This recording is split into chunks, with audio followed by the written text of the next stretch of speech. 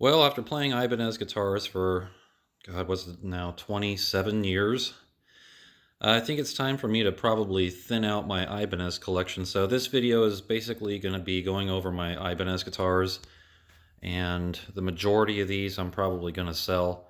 Um, like I said, Ibanez, when I first started playing them, I was really into them. I was a new player, and I really thought that they just had everything that I needed. But over time, you start to see that Ibanez and what they're doing, and the designs of their guitars really aren't that great. For me, it's just like I got tired of the humbucker, single coil humbucker configuration.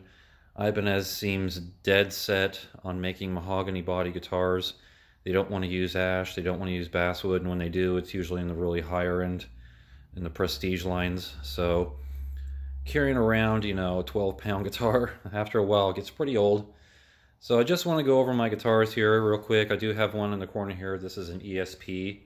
Actually, I'm going to be selling that one. I barely played that, but I'll get to that in a minute. So these are my Ibanez guitars. Let's start with the green one over here. This is a green flame maple.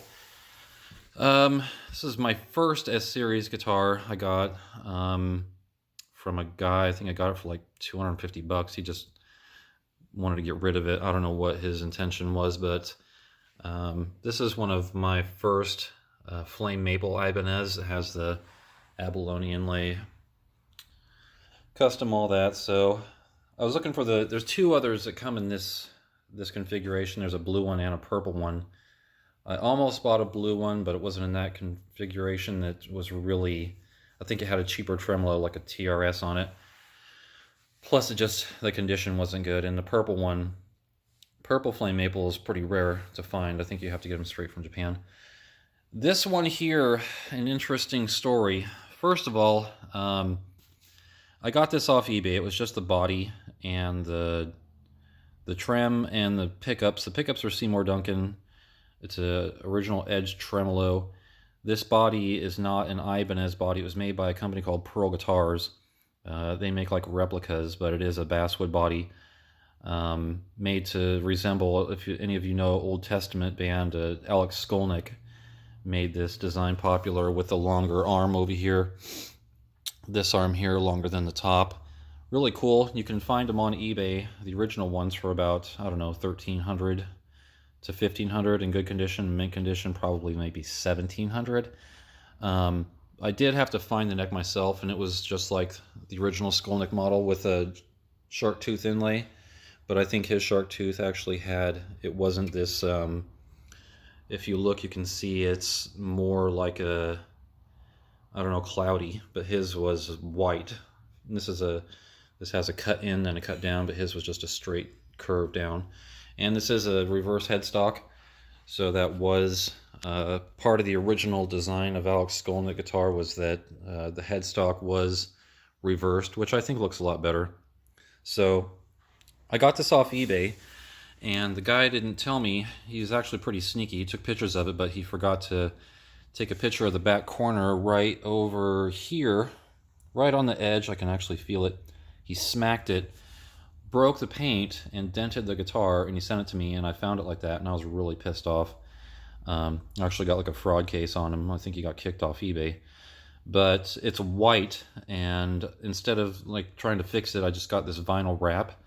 And so I sent the guy a picture of Iron Maiden, Live After Death, and he basically made me a vinyl wrap for it. And you can see it's just like a big vinyl sticker that goes around it, and you can see it's kind of patched around some places. I call it patches because it's all patched.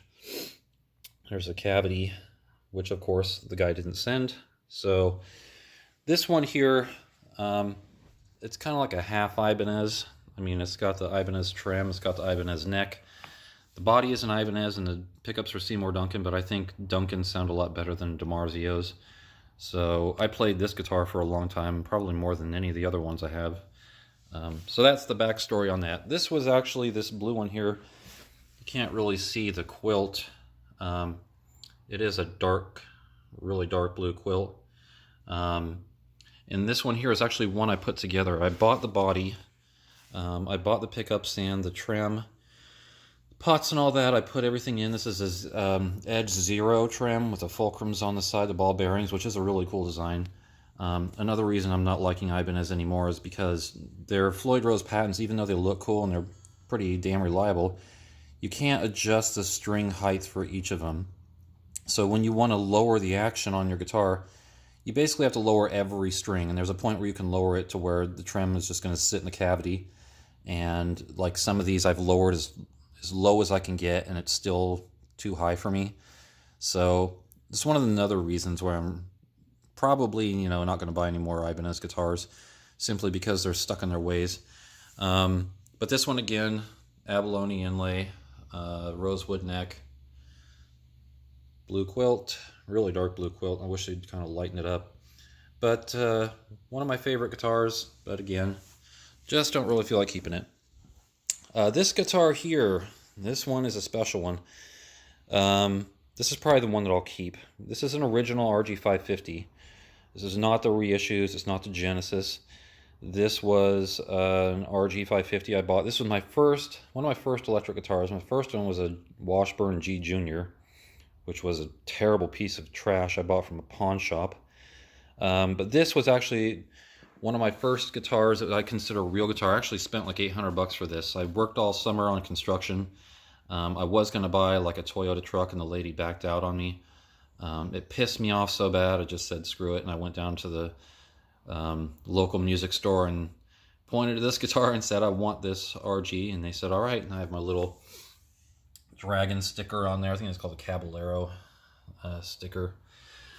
This one I played for years and years. I mean, boy, I put years on this guitar. See the stained neck. These are actually kind of going up in price and value because they just don't make them anymore. Mine's not in the best condition. It does have a little chip on the side. Can't even remember where it is. I think it's right here. Where is it at? Yeah, right there. You can't really even see it. But yeah, it's had some wear. It's got some years on it, so probably going to keep that one just for sentimental reasons. And the last Ibanez, which is kind of hard to see, it's a bluish purple quilt. This one, don't have any interesting backstory on it. It's just that I had bought a guitar from a guy off eBay. He said, hey, I have another guitar if you want to get it. It's a 470 DXQM, which is the quilted maple. This one actually got smacked on the tone knob and created some little micro cracks that I need to take to my luthier and have fixed. So this one might be one of the last ones sold, but I just need to have the volume pot replaced and fix some of the little cracks around. Other than that, I only played this guitar a few times simply because I just don't like the neck. The neck is more like a C shape. It's thicker around the top and in the middle. I just don't like it. It's not like a typical Ibanez thin Wizard 3 neck like the other S series usually has. So this one here I'm really have no attachment to. Would be really to sell that one as soon as possible. And the last guitar is my Ibanez. I'm sorry, not Ibanez. This is an ESP 351. This one here, basically probably the best conditioned guitar in my collection because I rarely play it. It was one of the first guitars I bought that had a hardtail, no floating trim. And I really love you can see the abalone inlay around the edges. It's got EMG actives, which are pretty much annoying to me. I just don't like actives that much. It's just too aggressive. Really, the distortion is just off the charts. But yeah, this is one of my nicer guitars. You can see it's got abalone all around. This one here I'm not attached to, so I wouldn't have any problem selling this one. It's a shame that it's such a nice guitar sitting here and no one playing it, so might as well get rid of it. Anyways, those are my guitars in a nutshell. If you guys are interested in purchasing the green one, the Iron Maiden, blue one, the green one, I don't know, like 500, the blue one, or the Maiden, no idea. Someone make me an offer. Other blue one, probably 500. This one here, I need to have it fixed. I don't know, 550, 600. And this one here, again, 556. So if you have any questions, leave them in the comments below. I will be putting these on eBay soon. So yeah, just let me know. Thanks.